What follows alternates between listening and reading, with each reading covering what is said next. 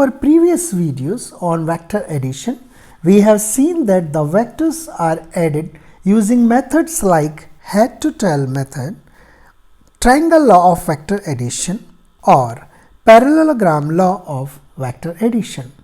All of these are graphical methods of vector addition. Head to tail method is completely graphical method, which can be used by putting vector quantities in form of vectors on a graph paper with proper scale.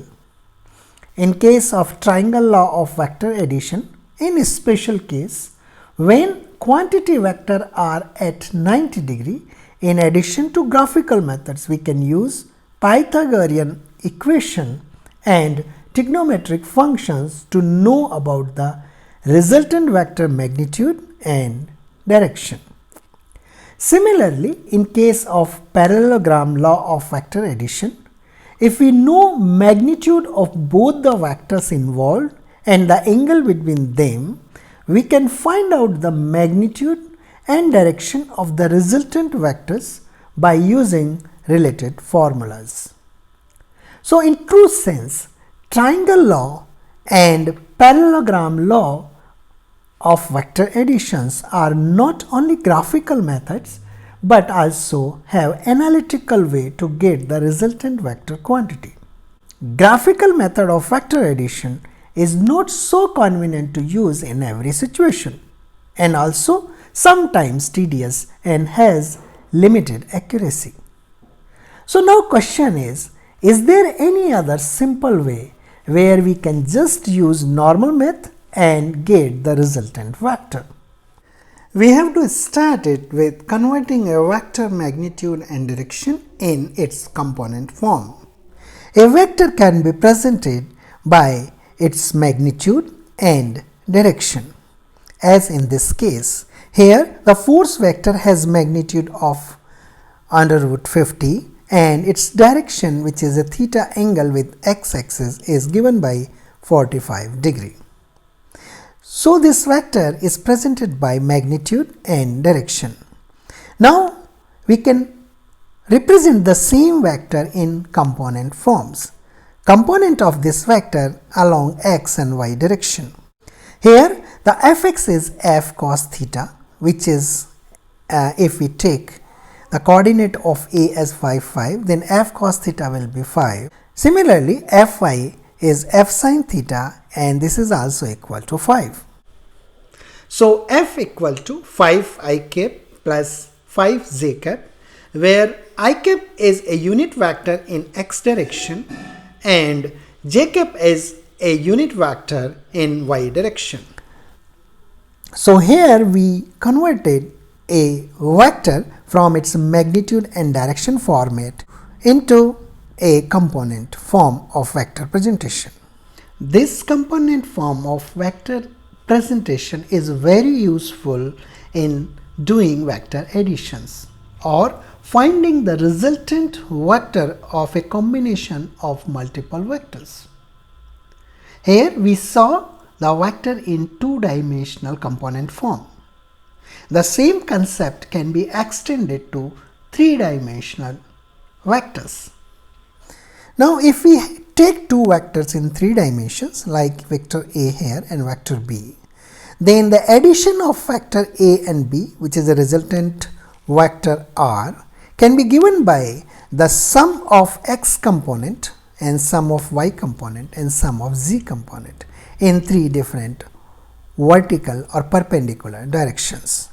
Here this can be represent the x component of resultant vector R, y component and z component.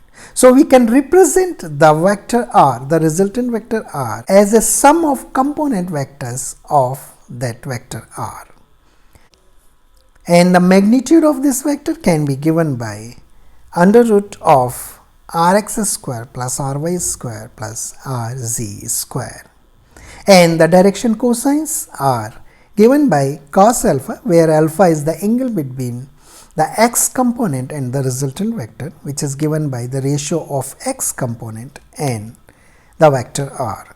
Similarly, if beta is the angle between the y component and the resultant vector R, then the cos beta will be R y by r, and similarly cos gamma, where gamma is an angle between z direction and the resultant vector. Now it is a time to apply whatever we have learned. Question number 1. Here two forces are given, F1 and F2, and we have to find out the magnitude and direction of resultant force. Here F1 is 3i cap plus 4j cap and F2 is 2i cap minus 3j cap. The resultant force F is the vectorial sum of F1 and F2. To do vector sum, we have to add the I components of these two forces and j component of these forces. So here 3 plus 2i and 4 minus 3j cap. This is equivalent to 5i cap plus j cap. That means here Fx, the x component of the force, is 5 and the y component of force is 1. So we can write down the resultant force F as a 5i cap plus j cap. Now we know the vector sum of these two forces, and this is the resultant force. Magnitude of this force is given by under root of 5 square plus 1 square, which is equal to under root 26. And the direction theta is given by tan inverse 1 by 5. Theta is the angle between the resultant force and x direction. Question number 2. Two forces of 5 and 10 kg weight are acting with an inclination of 120 degree. We have to find out the angle which the resultant make with 10 kg weight. Here we saw that this problem is somewhat related to parallelogram law of vector addition, where you have two vectors and angle between them. So we can use the parallelogram law of vector addition to find out the resultant vector and angle. If we are going to use the analytical method, we will use the related formulas which are derived from the parallelogram law of vector addition, and we try to find out the angle which the resultant make with 10 kg of weight. So here the angle which was made by F, the resultant force, with force F1, which is 10 kg weight, is alpha, and tan alpha is given by formula F2, which is 5 kg sin theta. Theta is an angle of 120 degree in between these two forces. And if you put the values here, so tan alpha will be equal to 5 multiplied by sin 120 divided by force F1, which is 10 kg, plus 5 into cos 120, sin 90 plus 30, and below is 10 plus 5, cos 120 means cos 90 plus 30. This will be 5 multiplied by sin 90 plus 30 means cos 30, and divided by 10 plus 5 sin 30, it will be negative.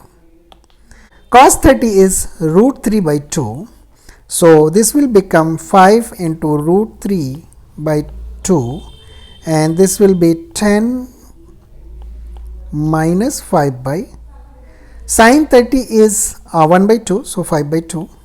If you solve it, it will be 15 by 2, so 15 3, so 1 by root 3, right. So alpha means 30 degree. So here the inclination of the resultant with 10 kg weight is 30 degree. So alpha is equal to 30 degree, and that is the answer for this question. So we saw that how we used the formulas which are derived from parallelogram law of vector addition to find out the inclination in this case. Now let's see one more question in which a vector A, when added to vector B, yield a resultant vector that is the positive y direction and has magnitude equal to that of vector B. Find the magnitude of vector A. So in this case, they have given vector B in component form, and they have given the resultant vector as well in magnitude, which is equal to vector B, and the direction is y direction.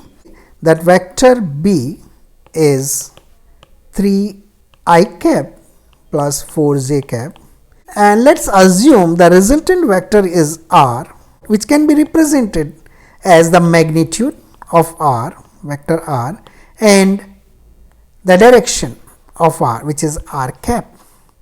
So here the magnitude of the resultant vector is equal to the magnitude of vector b. The magnitude of vector b can be found out as 3 square plus 4 square under root, and this has become 5. This same magnitude is magnitude for resultant vector, right, which is given. And now we have to find out the direction of the resultant vector, which is also given positive y direction. That is means r cap is nothing but j cap.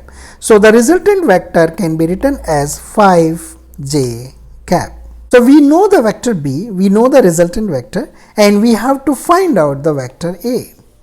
Resultant vector can be presented as the addition of vector a and vector b. So here 5j cap is equal to vector a plus vector b, which is equal to 3I cap plus 4j cap. It means vector a equal to minus 3I cap plus j cap. So this is the vector a. The magnitude of this vector is equal to magnitude of this vector is minus 3 square plus 1 square, and this is under root 10, and that is the answer for this question. So magnitude of vector a is under root 10, and this is the way you can use analytical method to solve the vector related problems. And that's all we have for today's session. If you think you have learned something new today, then please click like button. Put your comments in comments box and subscribe us for similar type of videos. Thank you for watching. See you next time. Bye.